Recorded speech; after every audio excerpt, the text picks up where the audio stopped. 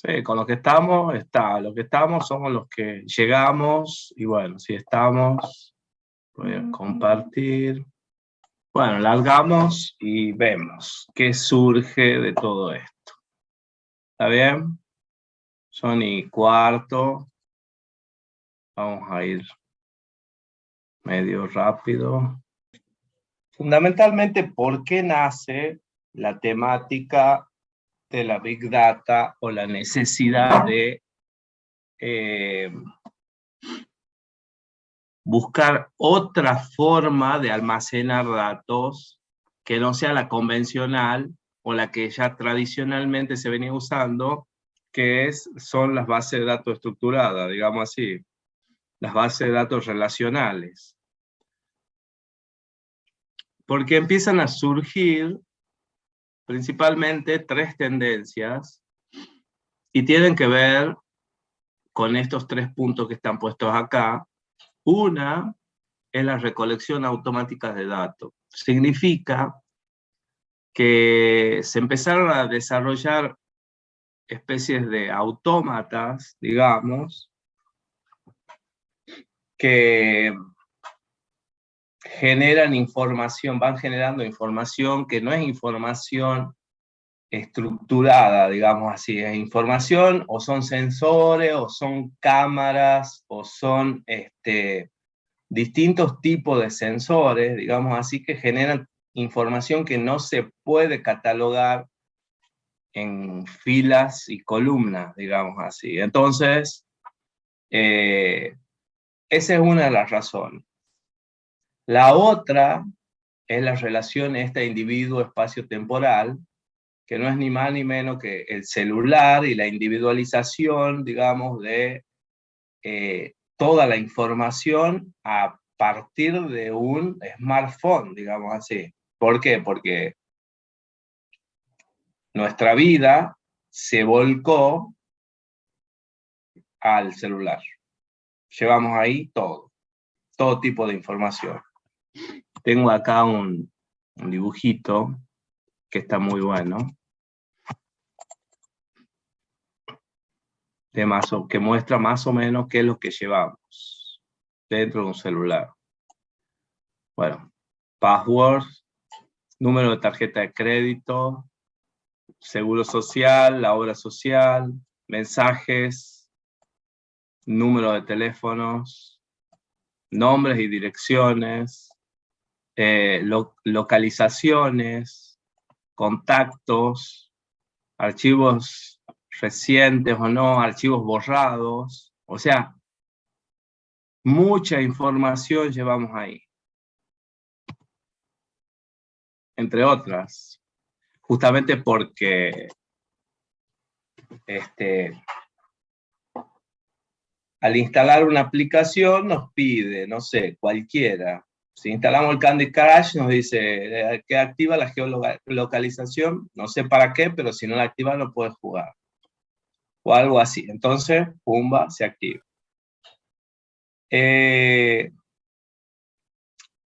Y bueno, justamente esto, la humanización de la tecnología y su dimensión social, y las redes sociales. Las redes sociales y que, digamos, media humanidad se subió a las redes sociales, no solamente las personas, los negocios, personas físicas, personas virtuales, personas legales, todo tipo de situación sobre las redes sociales. Bueno, eso es otra situación más que nos lleva a la necesidad de tener un motor de bases de datos que no sea estructurado, ¿sí? Acá yo les dejo una serie de videos en el Power, les dejo una serie de videos que están buenos, en especial que es la chica de Thor. A ver. Es un ratito nomás lo vamos a ver, no lo vamos a ver mucho porque lo tienen ahí ya directamente.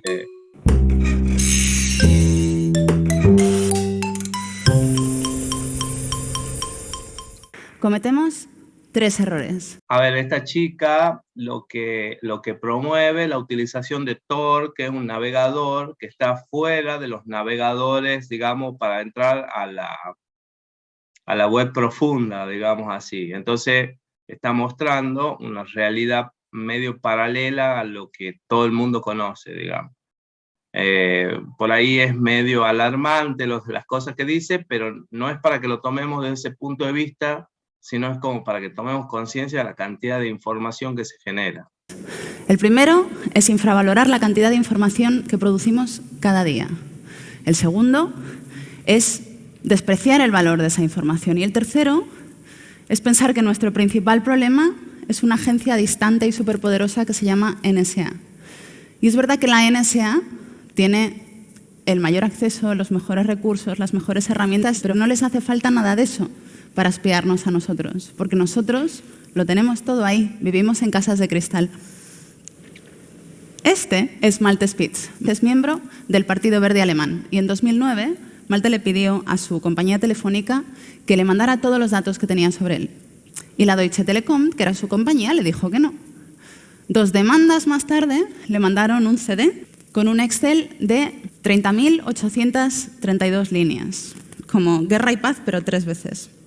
Este documento interminable comprende desde septiembre de 2009 hasta febrero de 2010. Tiene exactamente 6 meses. Y no es casual, tiene 6 meses porque en verano de 2008 la Unión Europea presentó la Directiva de Retención de Datos, donde se exige que cada compañía telefónica con más de 10.000 clientes guarde los datos de todos sus clientes durante un mínimo de 6 meses y un máximo de 2 años. A Malte le dieron 6 meses como diciendo, esto es todo lo que tenemos porque nos obliga la ley. Probablemente le deben 1 año y medio.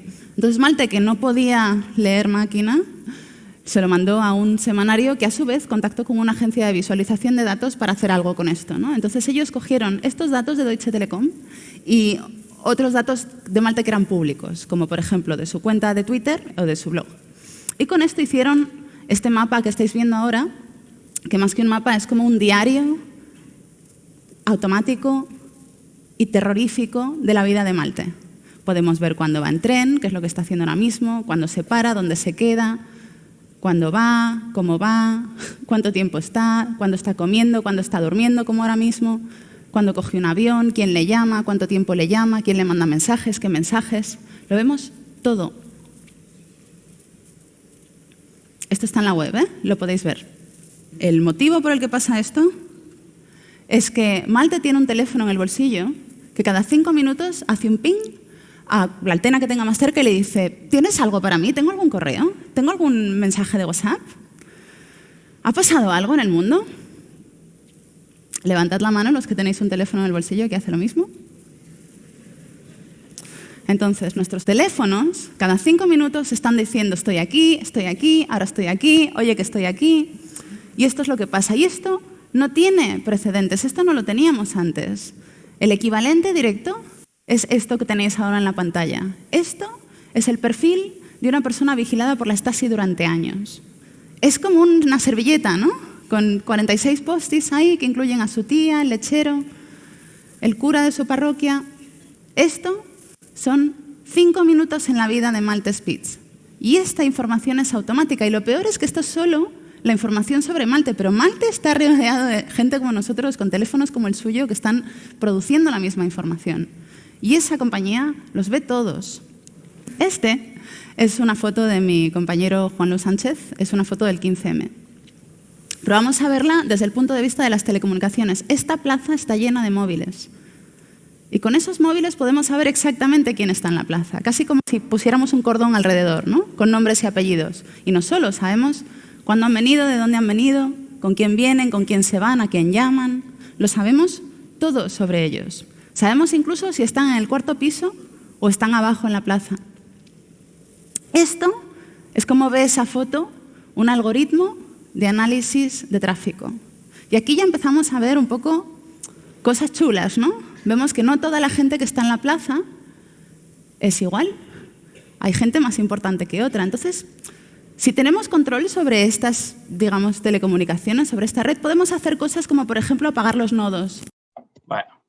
Bueno, ahí está. Es como un poco alarmante, pero bueno, no es para tenerle miedo, digamos así, sino es para tomar conciencia de cuánta cantidad de datos que se genera, que no tiene un formato en especial, digamos así, no viene de un sistema, no viene de algo que sea estructurado, ¿no?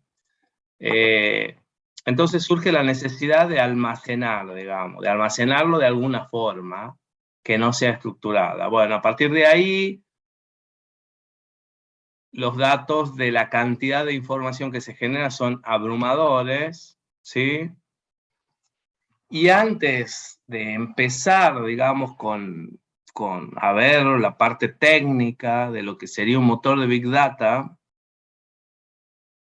me gustaría que identifiquemos tres elementos, por ejemplo. Por un lado, el almacenamiento de datos, que ya tienen una idea por lo que les acabo de comentar. Lo otro que es la analítica de datos y lo otro que es el machine learning, digamos. Hay diferencia entre los tres, entre las tres. Si bien todo suma, si bien todo es utilizable, si bien todo se puede hacer, si bien pueden ser complementos también, yo necesito una Big Data para hacer analítica o no, o necesito, o sea, el Learning Machine tiene que tener algo de datos de algún lado, lo puede levantar la Big Data, pero bueno, o sea, son términos distintos, que los pueden buscar y los pueden buscar las definiciones por otros lados. Por ahí se confunde un poco que la terminología, porque dicen, bueno, no, Learning Machine, bueno, o sea, de algún lado está tomando los datos, digamos así. Analítica, y bueno, de algún lado está tomando los datos. ¿Qué es Big Data? Bueno, es una forma de tener datos, por ejemplo. Bueno, entonces, un poco como para que queden claros los conceptos. Y de ahí hay algunos términos como para googlear, algunos ya lo deben conocer, la inferencia bayesiana, matriz de confusión, bueno, todos esos términos se pueden googlear y se pueden ver cómo se consiguen. Y les dejo otras charlas TED acá para que puedan profundizar un poco más sobre lo que estamos hablando, ya sea, están buenas. Son argentinos que están dedicados a la Big Data y que, bueno, tienen una impronta. Muchas definiciones hay, como siempre. A mí la que me encanta es la de Gartner, que Gartner es una consultora, si no me equivoco, es la consultora que, digamos, está patrocinada por IBM, pero que siempre tiene como una visión muy amplia de cada realidad tecnológica que va apareciendo, ¿no? Y puso que Big Data es un conjunto de datos tan grande como diverso que rompe las infraestructuras tradicionales, las infraestructuras tecnológicas tradicionales. Justamente, desde el punto de vista de la infraestructura tecnológica, es necesario considerar algo distinto, y desde el punto de la política de almacenamiento también es necesario considerar algo distinto. Y tiene que ver con todo esto y con lo que decía la chica ahí también, que el almacenamiento viene espontáneo, digamos así. El almacenamiento viene por una generación, vendría a ser como incontrolable, no se controla. Simplemente la información se va generando. ¿Sí? A ver. Y ahí está. Para las empresas, si vos les preguntás qué es lo que es Big Data, te dicen, si no entra en un Excel es Big Data, digamos así. Bueno, o sea, esa es su concepción, digamos, ¿no?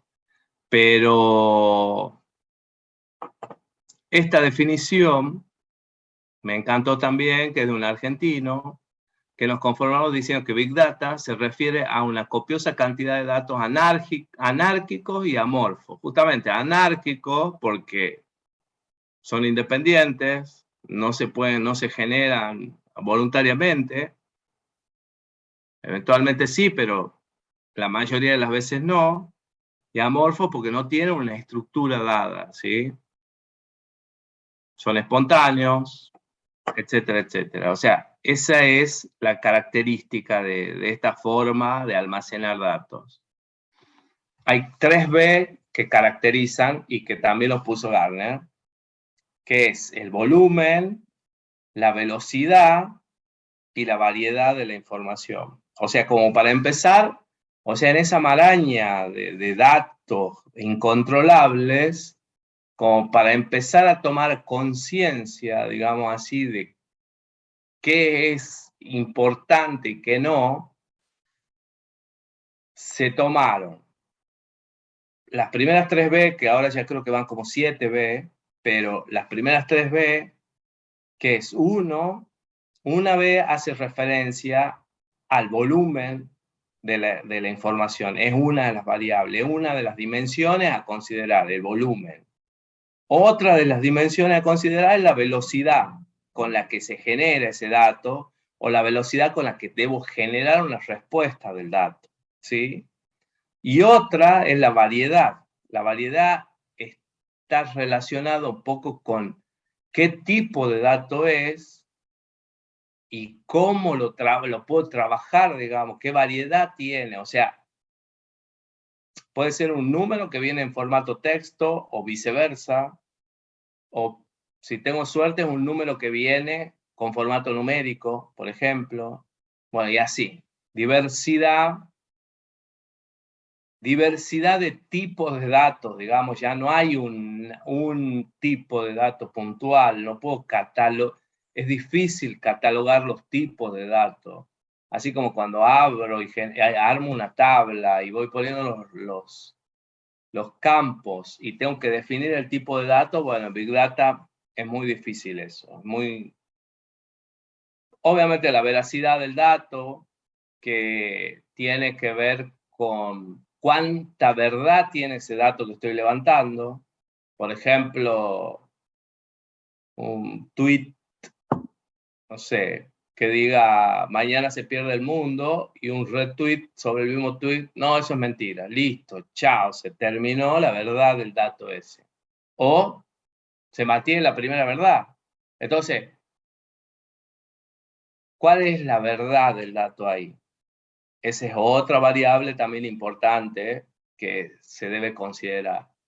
Y por otro lado, el valor, que tiene que ver cuánto costó generar ese dato, digamos así.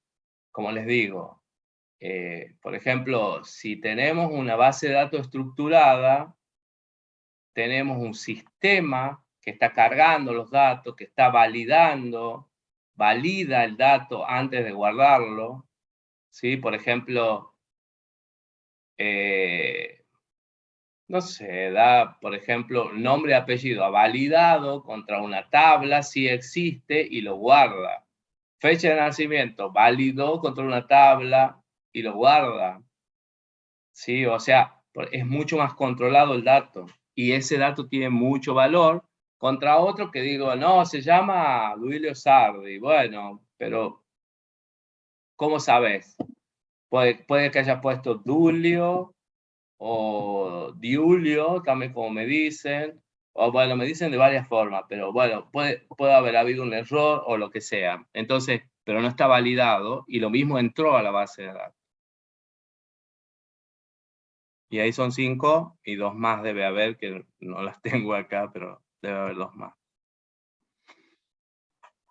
Entonces, bueno, toda esa masa incontrolable, a ver, cuando acá, volviendo para atrás, algo que les quería comentar, es que a veces, según la necesidad o según la problemática, necesito volumen de datos, a veces necesito velocidad, a veces necesito variedad, o puedo tener combinación de las dos, digamos así, volumen y variedad, velocidad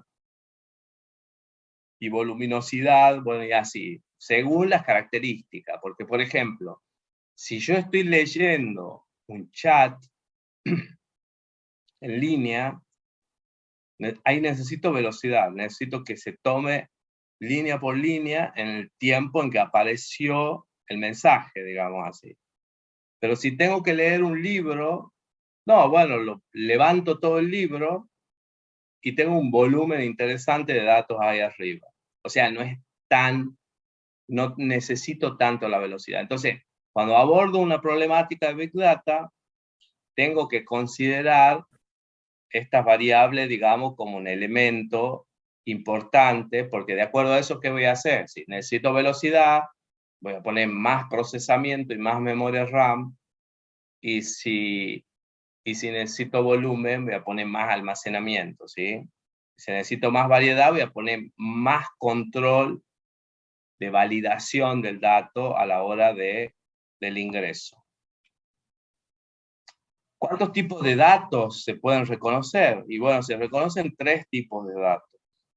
Datos estructurados, que son los que conocemos, que son los que venimos estudiando de hace 1000 años, y que tienen que estar normalizados y que cumplen con todo un esquema de seguridad y con todo lo que venimos viendo, y que además tienen un transaccional y que además se puede hacer backup. O sea, ese es el dato estructurado, ¿sí? Es un dato muy valioso. Después hay datos semiestructurados que no dejan de ser valiosos, pero bueno, no son tan formales, como por ejemplo un archivo XML, un Excel, por ejemplo, un archivo de texto que tenga un HTML, por ejemplo, que tiene un formato. Si lo leo, puedo tener una estructura y puedo sacar una estructura, digamos así. En fin, puedo interpretarlo de alguna forma. Y los totalmente desestructurados, que pueden ser correos electrónicos, mensajes, artículos, emails, etc. Esos son totalmente desestructurados, no tienen imágenes, fotografías, videos, eso no tiene una estructura. Necesito un análisis previo para poder hacer una lectura interpretativa, o no, puedo hacer la lectura y el análisis lo hago adentro del motor. Eso es relativo.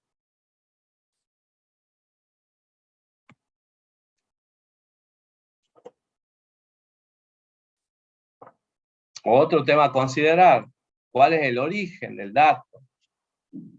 Fundamental el origen del dato, porque es la forma a dónde voy a ir a buscar ese dato, digamos. Entonces,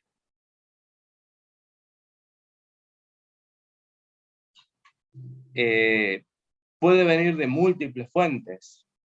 Les muestro. También tengo aquí, a ver.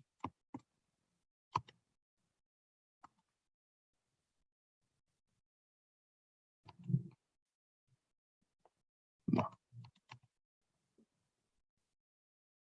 ¿Dónde? Aquí.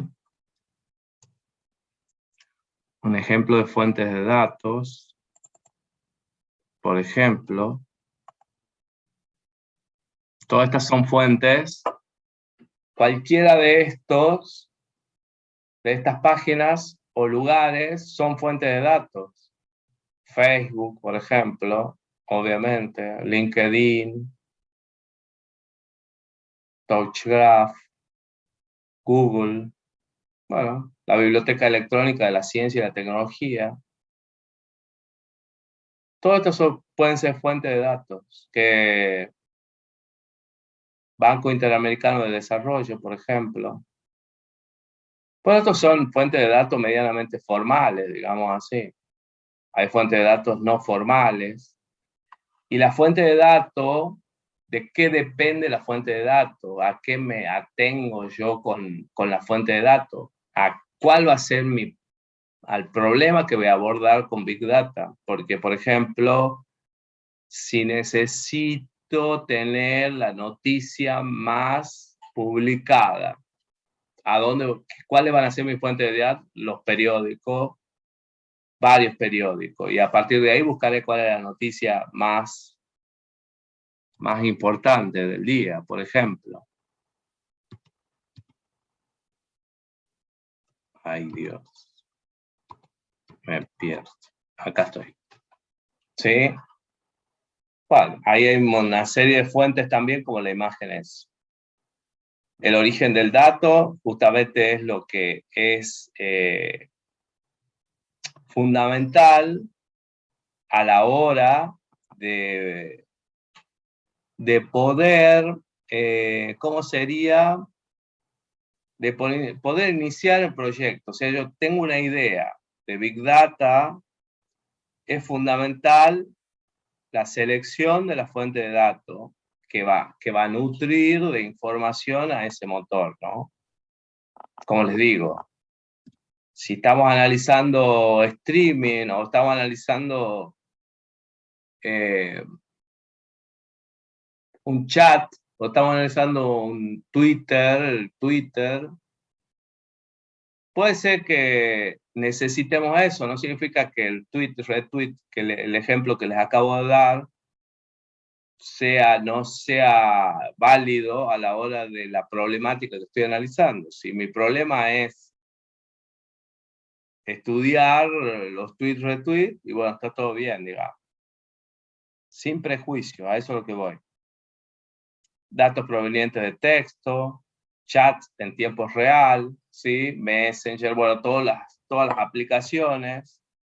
Yo puedo, o sea, la herramienta Big Data permite estar censando los chats en línea, ¿sí? Puedo estar conectado con cualquiera. Obviamente que siempre y cuando tenga los accesos, hay una capa de seguridad que hay que pasarla, digamos así. O sea, yo podría conectar mi motor de Big Data a mi chat, por ejemplo, de Instagram. Lo podría conectar. ¿Por qué? Porque yo tengo mi cuenta de Instagram, sé mi nombre, bueno, entonces hago esa conexión y lo tengo, digamos así. Pero no de cualquiera.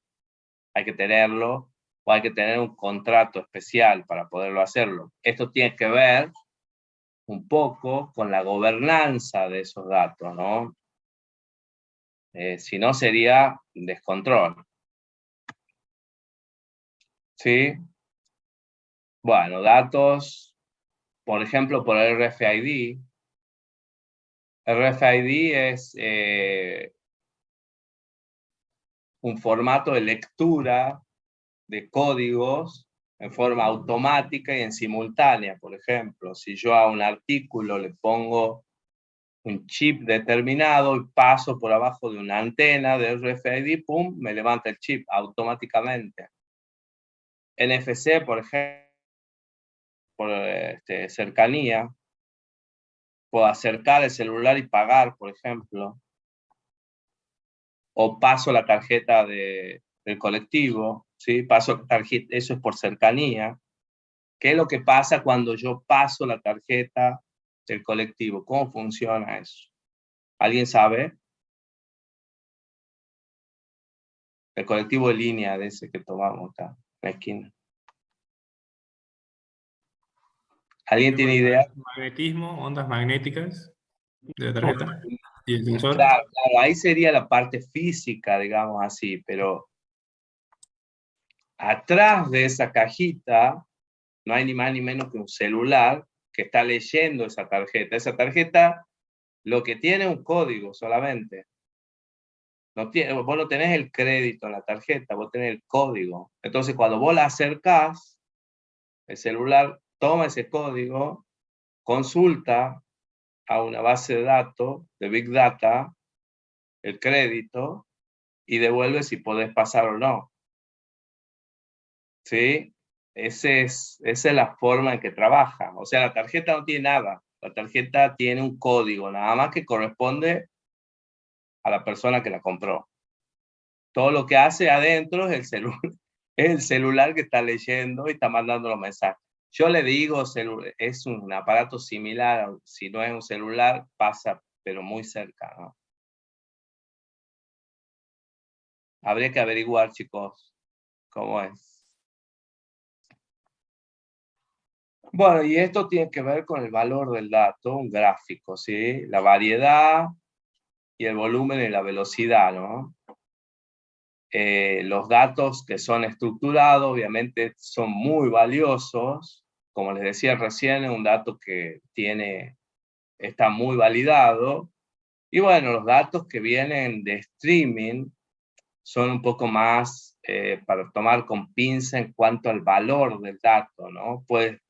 Puede ser que tenga algún grado de error o algún dado. ¿Qué es el streaming para Big Data?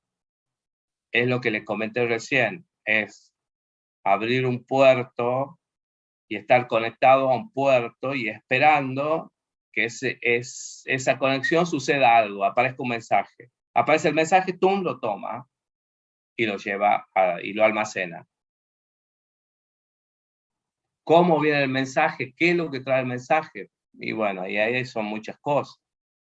Un mensaje de WhatsApp no puede ser que trae un archivo, que trae una imagen, o que trae una localización, o que trae un texto común, o que trae un icono, bueno, etcétera. Miles de variantes. ¿Cuáles son las características de estos motores? Digamos que permiten almacenar gran cantidad de datos, tienen una escalabilidad. Justamente al almacenar tanta cantidad de información, tienen que tener una forma de infraestructura que permita rapidez a la hora de necesitar más procesamiento o más volumen. O sea, tiene que estar, que yo tengo que venir, conectar y tiene que haber, inmediatamente tengo que potenciar, doblegar mi capacidad de procesamiento y mi capacidad de almacenamiento, por ejemplo, digamos así. Entonces, tiene que tener una escalabilidad, tiene que ser escalable en forma simple, ¿sí? Tiene que tener un acceso rapidísimo, porque el dato se produce a la velocidad de la luz hoy, en cualquier lado. Entonces, justamente por esto. Siempre me pregunté, con el ejemplo que les acabo de dar, que ¿qué pasa si el colectivo pasa por una zona que no hay señal de celular? O sea, si yo no estoy errado en mi teoría, no sé bien, pero ¿qué pasa si hay una zona que pasa el colectivo y no tiene señal? Bueno, eso era otra cosa. Por eso creo que ese sistema está implementado para líneas urbanas y no para líneas rurales, por ejemplo, o interurbanas. Está implementado en las grandes urbes porque me parece que es como que siempre hay señal o más o menos siempre hay señal. En cambio, si un colectivo que tiene que viajar, no sé, a Córdoba y pasa por la Salina de Santiago del Estero y ahí sube una persona, no sé, anotaron el agua porque no hay señal ahí. Bueno, la distribución y la manipulación de los datos no estructurados. No hay un esquema, digamos así, porque los datos no tienen atributos físicos. O sea, no puedo identificar si un dato numérico, un dato de texto, o qué tiene ese dato, digamos así, si lo puedo sumar, si lo puedo restar. Es todo una incógnita. Pero bueno, ya vamos a ver cómo es. Bueno, ahí está. Cuando lo vean al video, en el caso al video de la chica esta que habla de las compras, que por ejemplo dice, le da un ejemplo y eso es una realidad. Yo trabajé 16 años en Cosud y lo sé. O sea, en Cosud, de los supermercados, de Jumbo, del Bea, de los discos, todo eso. Te dan una tarjeta de puntos y esa tarjeta de puntos está asociada para nada, digamos así, para darte después, como dice la chica esta, dice, para darte un tupper, cuántos puntos tenés que juntar para que te den un tupper, pero en realidad lo que hace esa tarjeta asocia a la persona con el ticket, así, y está sabiendo qué es lo que compras, cuándo compras, por qué lo compras, si tenés hijos, si no tenés hijos, bueno, todo eso, con qué has pagado, medianamente cuáles son tus ingresos, todo eso se sabe a partir de estudiar la conducta de compra de una persona, y con esa tarjeta es posible. Y ahí, ¿a qué viene eso? A que en algún momento la mayor base de datos de personas la tenía Walmart, que era el supermercado mundial por excelencia, digamos así. Hoy cambió, digamos, hoy lo tienen las empresas, las compañías telefónicas, tienen la mayor cantidad, bueno, no sé, también, ¿no? Puede ser Facebook, también otra base de datos de personas. Aunque Facebook creo que hace poco eliminó millones de cuentas falsas, detectó cuentas falsas y las eliminó automáticamente. ¿Bajo qué criterio? ¿Cuál es el condicionamiento? Bueno, en fin, no sé, pero sé que pasó eso. Bueno, muchas formas de recolectar información. Por ejemplo, la visualización de video. Hoy, si yo asocio una imagen a un programa que se llama TensorFlow, que es de Google, ese programa que tiene ya cierta inteligencia y que se lo viene alimentando, puede identificar, por ejemplo, si hay una persona, si esa persona es varón, es mujer,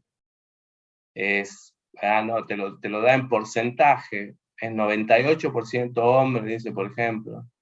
A mí me decía el 98% porque tengo aro, o si es una valija, si es una mochila, si es una cartera, todo eso identifica. E inclusive, justo que terminé un curso en la UBA sobre esta temática, y ahí donde lo veía funcionar el algoritmo, identificaba si era un colectivo, qué línea de colectivo es, y asociaba la línea de colectivo al recorrido y te ponía la página web del recorrido de esa línea. O sea, algo tremendo, digamos, o sea, de una imagen, de una foto, de una parada de colectivo, más o menos así, ya sabía cuántas personas había, cuántas mochilas había, si había un perro, qué colectivo pasaba y hacia dónde se dirigía. Bueno, infinidad de cosas, infinidad de situaciones que, bueno, todo eso, ¿a qué voy? A que es información que se puede recolectar fácilmente. O sea, hoy, como que una imagen, que era algo, si bien es información, pero se la podía interpretar una persona, pues, si la veía y qué sé yo, hoy es fácilmente interpretable por cualquier algoritmo. Bueno, estos. Watson de IBM también hace medianamente lo mismo, ¿no? Yo le paso una foto de un objeto y te devuelve y te dice, ya lo hacía Amazon alguna vez, donde vos le pasabas la foto de un objeto, se usaba mucho en las industrias, porque si vos no sabías qué máquina era, vos le pasabas la foto a Amazon y Amazon te decía, esa es una máquina que hace esto, hace lo otro, está el tipo, y cuáles son las máquinas similares que hay en el mercado, por ejemplo. O sea, es algo tremendo.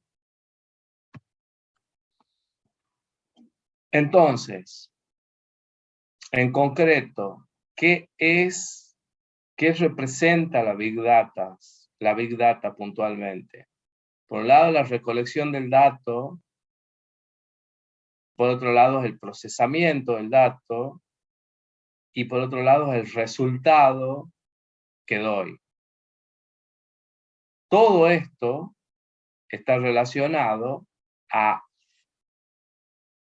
una temática puntual.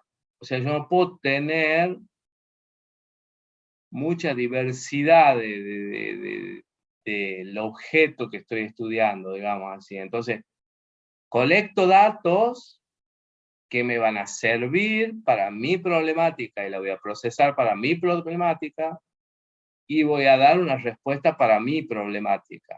O sea que es como si bien es tan grande, pero tan chico en cuanto a la impronta que estoy abordando, digamos, ahí en ese momento.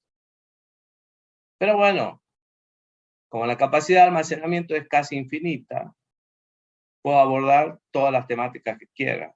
Y bueno, ahí ya se complejiza la cosa. ¿Y qué es lo que tiene la Big Data? Tiene dos temas puntuales. Por un lado está la arquitectura y todo el sistema, digamos, la infraestructura que utilizo, y por otro lado está la programación que utilizo, el programa, la aplicación que utilizo para el análisis de todos esos datos. ¿Sí? Por un lado necesito dos cosas. Necesito la infraestructura, sí o sí, para el almacenamiento y el procesamiento, y por otro lado también necesito los algoritmos para el procesamiento de esos datos, ¿sí? Para poder generar los resultados que busco. Ahí está. Vamos hasta ahí, vamos más o menos claro. ¿Alguna duda, chicos? Venimos bien, profe. Buenísimo. Ayúdenme si por ahí Profe, Sí. ahí estuve buscando más o menos, no hay mucha información de la tarjeta de acá de la Redbus, pero hay información de la SUBE. Dice Ajá, que el aparato que se coloca en el colectivo trabaja offline. Y una vez que el chofer termina el recorrido, vuelve a la empresa y mediante antenas, Wi-Fi y router hacen como un backup de toda la información que tiene el aparato, y en una oficina se realiza todo el trabajo por detrás para saber las tarifas y esas cosas. Y el cobro lo hacen mediante unas ondas magnéticas. Cada tarjeta tiene un chip contactless que se configura previamente, y a través de la banda magnética dice que intercambia datos con el aparato, y ahí se realiza el cobro.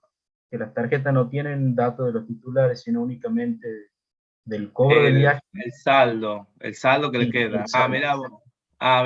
Mirá vos, o sea que yo estaba como equivocado ahí, ¿no? ¿Sabes? Estoy equivocado en mi concepto. Bueno, no sé cómo será de acá, pero sí, puede ser que en Buenos Aires también haya colectivo que no creo. La verdad, bueno, en fin, tomo eso como válido, ¿no? Gracias. Bueno, sigamos. A ver, otra duda, algo, alguien.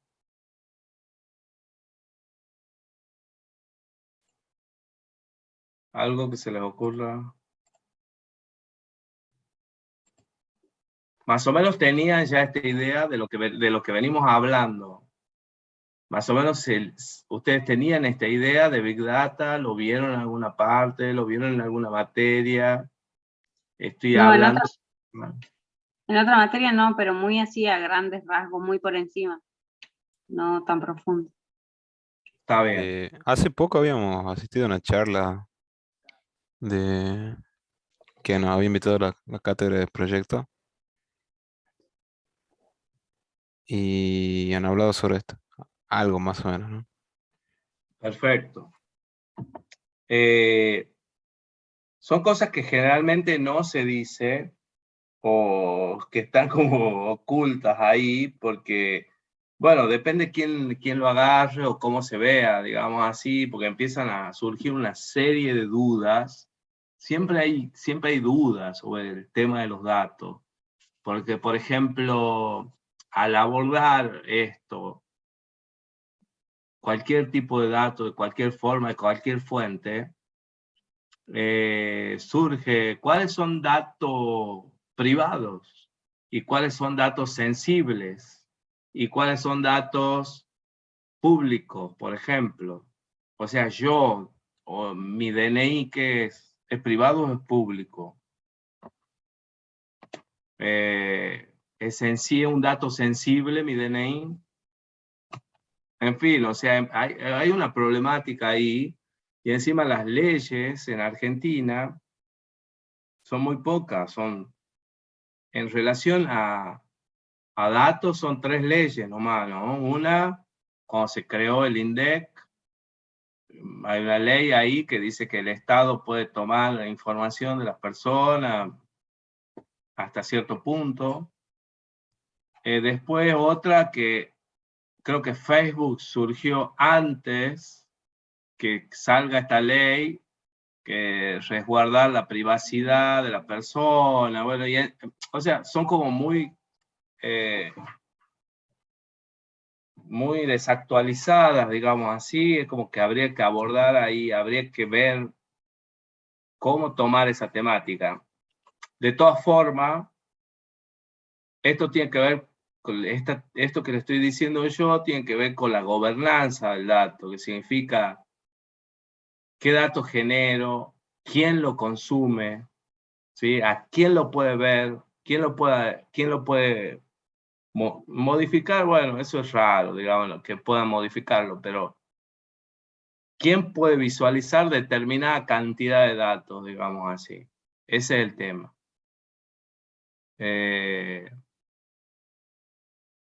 Bueno, un tema todo de estudio, y existen herramientas que permiten administrar todo eso, digamos así, y administrar la gobernanza. Bueno, sigamos. ¿Cómo funciona un motor de Big Data puntualmente? Capturo el dato por algún lugar, ¿sí? Lo clasifico de alguna forma, lo mapeo.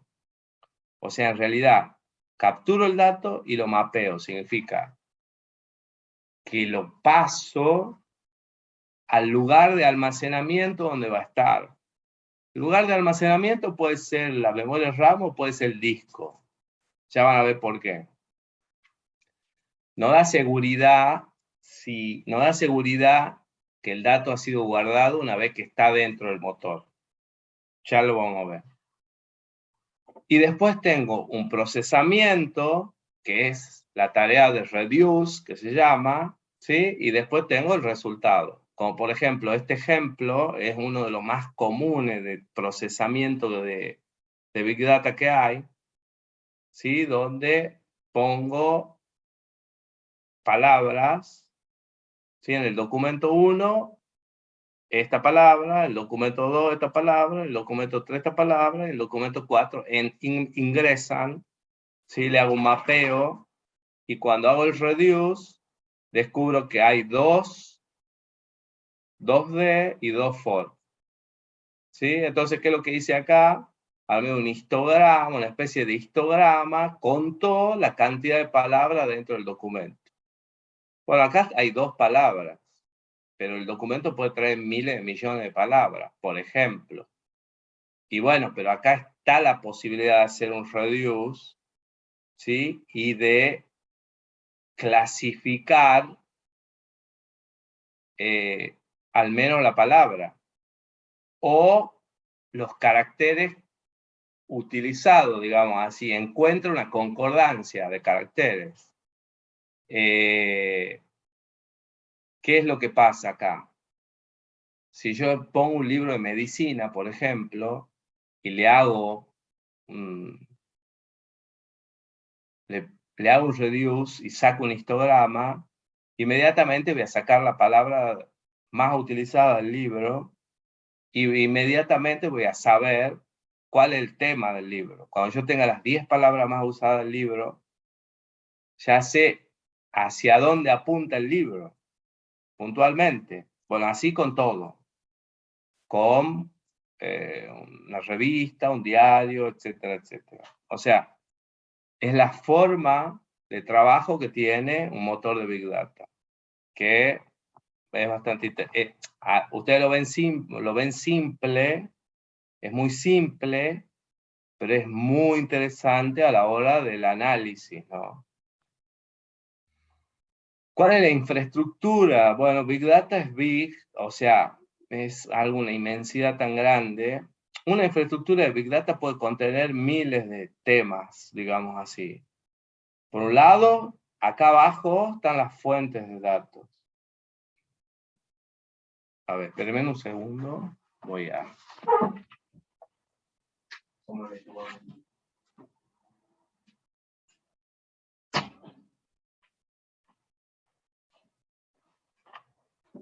Por un lado están las fuentes de datos, que ya vimos que es una parte fundamental de la temática, ¿no? El motor, que en este caso, bueno, está el caso de Hadoop. Hadoop es el motor original de Yahoo para la Big Data, de Google para el almacenamiento de los datos. Pero bueno, ya vamos a ver, puede ser Yahoo, puede ser Hadoop, puede ser MongoDB, puede ser Cassandra, puede ser Spark, Apache. Bueno, todos esos son motores de Big Data, donde cada uno tiene una característica que permite, bueno, o sea, es más potente, que lo hace un poco más potente que el otro según la necesidad de la problemática que se está abordando, digamos así. De ahí puede haber una analítica de streaming. Habíamos dicho lo que les dije anteriormente, que el streaming es estar censando un puerto y estar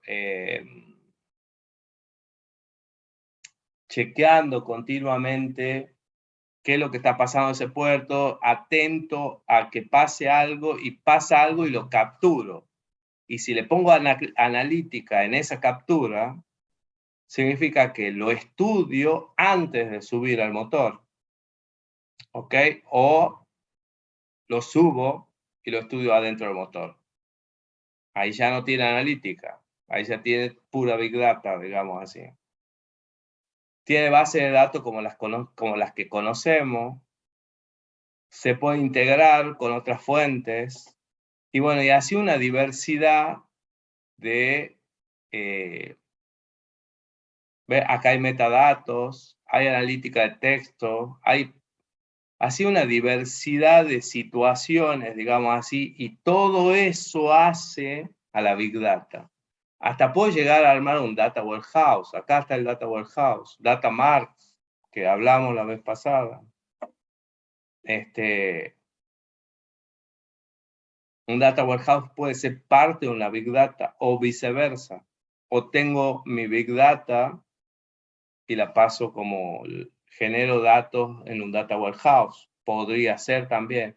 O sea, ya como que en Big Data, dada la informalidad,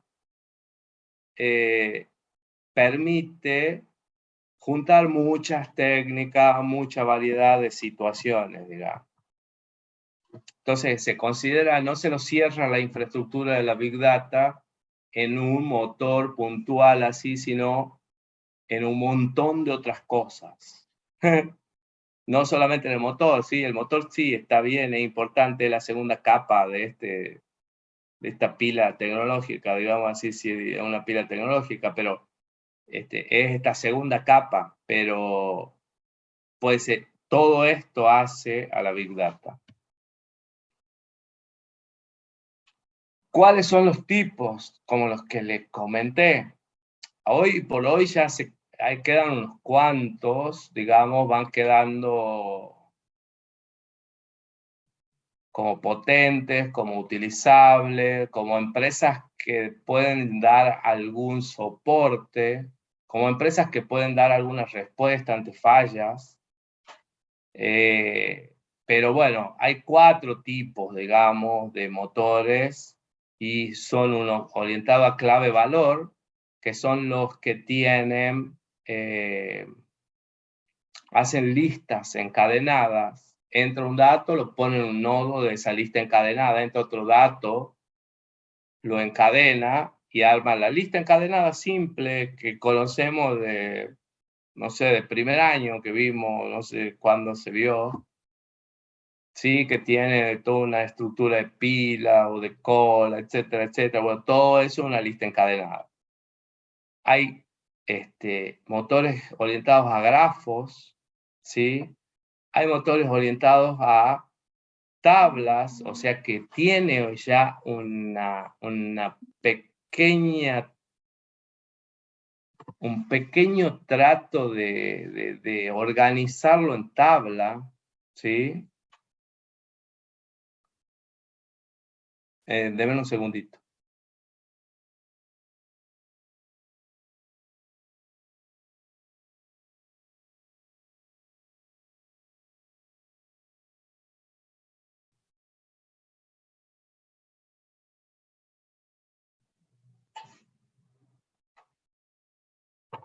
Y después están los motores orientados a documentos que guardan, en vez de ser, son como listas encadenadas, pero en vez de ser un nodo simple, es un documento entero cada nodo, digamos así, y que permite leer dentro de ese documento. Y ahí están las marcas, ¿no? Por ejemplo, DynamoDB o Cassandra son clave valor. Spark Apache también tiene como una arquitectura de clave valor, ¿sí? Bueno, y así. Acá está como Bigtable, pero como que ha ido avanzando, ¿eh? Cassandra está acá y también está acá. Como que pueden tener una o la otra, o se pueden ir adaptando. Bien.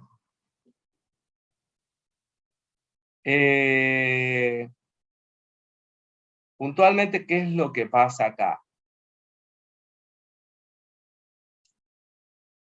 En el caso de Spark, Apache es un motor que permite a través de frameworks potenciar la capacidad de almacenamiento y de procesamiento de todos esos datos. Es lo que le da esta versatilidad de subir, de cambiar de tipo de motor de uno al otro, ¿no? ¿Qué es un framework? ¿Qué es un framework para ustedes?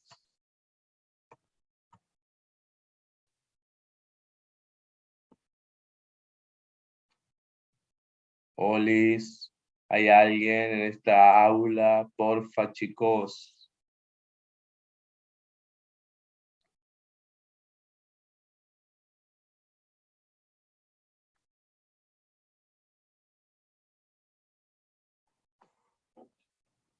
Hola.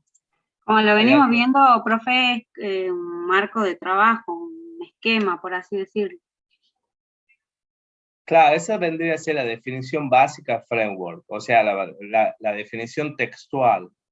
La definición, digamos, de framework para nosotros que estamos en tecnología, digamos así, es esta capacidad de tener, por ejemplo, este módulo que puede funcionar independiente, pero que si lo conecto a un grupo de elementos, potencia la capacidad de procesamiento, digamos así. Entonces, Spark tiene para este caso, o casi todos los motores, Hadoop, Cassandra, Mongo, casi todos los motores son framework que yo les puedo, o sea, significa, instalo un base y de ahí voy instalando elementos que van potenciando la capacidad de ese procesamiento, ¿sí? Entonces, por ejemplo, le puedo agregar un elemento que es el Learning Machine, una librería de Learning Machine, para que vaya aprendiendo con algoritmos ya inteligentes que resuelven distintos tipos de situaciones, o puedo desarrollar un algoritmo de Learning Machine. O lo puedo potenciar para que lea grafos, y ya al tener un grafo ya tengo una red, no quiero decir una red neuronal, pero ya tengo un inicio de red neuronal, se pueden hacer miles de cosas con los grafos. De hecho, Facebook, toda su arquitectura de relacionamiento de las personas está basada en eso y en el valor que tiene el lazo, digamos, entre nodo y nodo, ¿sí? Y tiene este Spark Streaming que es muy potente, que es lo que lo hace, lo distingue, digamos, del resto, y es esta capacidad de conectar el motor a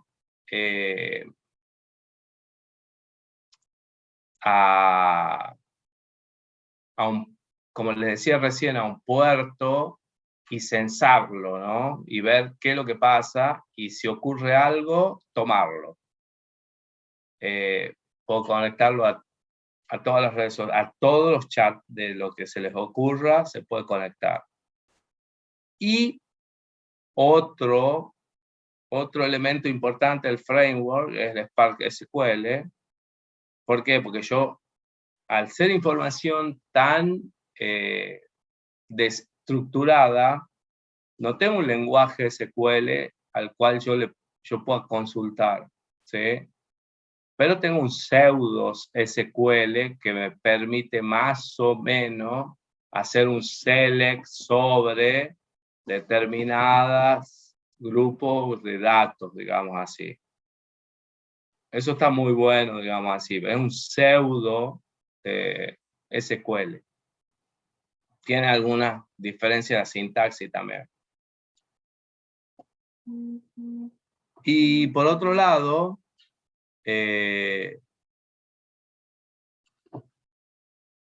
hay otro concepto que se genera que tiene que ver con lo que vimos aquí, con la infraestructura. Eso que le mostré ahí, el framework, tiene que ver con lo que vendría a ser la parte de programación del motor de Big Data. Y con la infraestructura tiene que ver esta situación de un dato distribuido y resiliente. La resiliencia puntualmente lo usaban los psicólogos, es la capacidad de que tiene una persona de volver a acomodar, una persona que ha sufrido de algo, no sé, una depresión, lo que sea, de volver a transformarse, digamos así, a volver a crearse, por ejemplo, volver a reconstruirse. Bueno, en este caso, hablamos de un dato resiliente. ¿Por qué?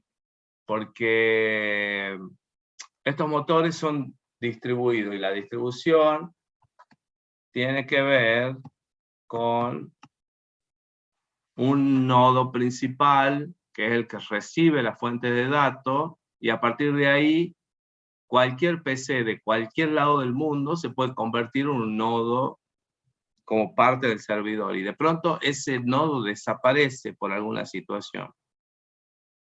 Entonces, el motor tiene la capacidad de reconstruir esa información, pero no la reconstruye exactamente igual.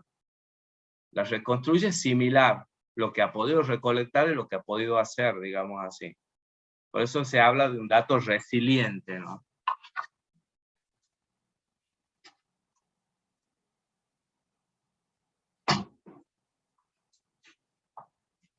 Entonces, siempre cuando organizo los datos, organizo un RDD1, un RDD2, porque son, o sea, nunca tengo la certeza de que siempre, si hay en un momento que desaparece algo o hay ruido en algún lado, puedo recuperar el dato en su forma exacta, puedo recuperarlo en forma similar.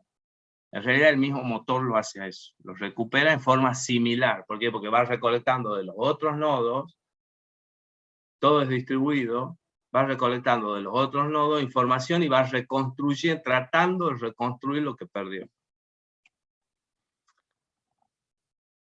Bueno, ¿cuáles son algunos de los motores? Están ahí en ese listado. Y acá vuelve a aparecer el tema de las métricas, digamos así. O sea, tener tanta información, tener tanto dato y no poderle dar algún sentido es frustrante, digamos así. Entonces, como les decía recién, el tema de almacenar información, el gran valor que tiene eso es poder darle una métrica. Decir, bueno, ¿para qué me sirve toda esta información? Para sacar tal resultado. O sea, todo lo que estoy por decir es ¿por qué? Porque estoy basado en todos esos datos que vengo almacenando en forma espontánea y así, e inmanejable, como hablábamos recién, ¿no? Bueno, hablar de KPI es hablar de detectar tendencias, de estudiar todos esos datos, de tratar de sacar resultados, de ver el comportamiento de esos datos, y bueno, y en función de eso sacar una decisión. Herramientas para crear KPI, acá, todas estas son páginas que están muy buenas, por ejemplo, Socialmation es una página que permite, si pongo una palabra, no sé, si pongo, no sé, una persona o una película, me dice dónde apareció, cuántas veces ha sido nombrada, en qué lugar está, o sea, bastante, está bueno jugar un rato con Socialmation. Y con todos esos que están ahí, son KPI, por ejemplo, está este que es el Google Analytics, que me permite saber cuáles son dentro de mis búsquedas, saber cuáles son qué es lo que más busqué, cuándo lo busqué, en qué fecha, por ejemplo, qué es lo que más leí, etcétera, etcétera. Son tan buenos está bueno jugar con algunos de esos. Yo a estos se los voy a pasar, se los voy a poner en el Drive y le voy a pasar el trabajo práctico que vamos a hacer sobre esto. Bueno, y ahí, con eso, terminamos.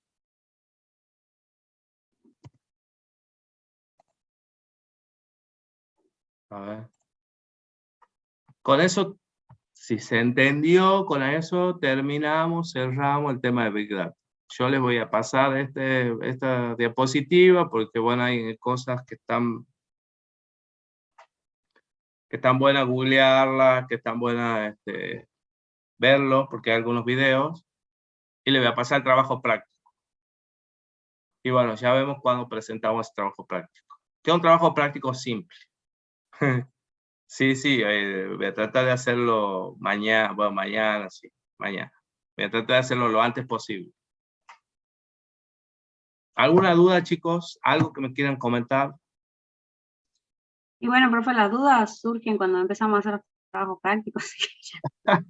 Y bueno, pero yo abro las aulas de consulta y no aparece. Pero bueno, de todas formas, nos vamos a ver la clase el jueves que viene, porque me gustaría ya dar la parte de analítica de datos, que es muy interesante también, y bueno, ya como para que lo tengan a todos los conceptos, y bueno, ya para que vean ustedes cómo van a hacer el trabajo integrador para presentarlo. Así que bueno, nos vemos de movida el jueves que viene. ¿Está bien? Sí, profe, entonces quedaría este trabajo práctico y el trabajo final. Exacto. Okay. Y ya con eso terminamos. Bien, bueno. El trabajo final van a tener tiempo para desarrollarlo y para que vamos haciendo consultas bien. Bueno, hasta acá llegamos. Espero que tengan un hermoso fin de semana largo. Feliz Día del Padre, y a todos sus padres también les dan mis felicidades. Muchas gracias, profe. Muchas gracias, profe, igualmente. Muchas gracias, profe. Muchas gracias, profe. Igualmente. Gracias a todos, que anden muy Gracias, bien. profe. Hasta Siguiente, luego. profe. Hasta luego. Chao, profe, profesor, hasta hasta luego. luego. Buen fin de. Chao, gracias igualmente.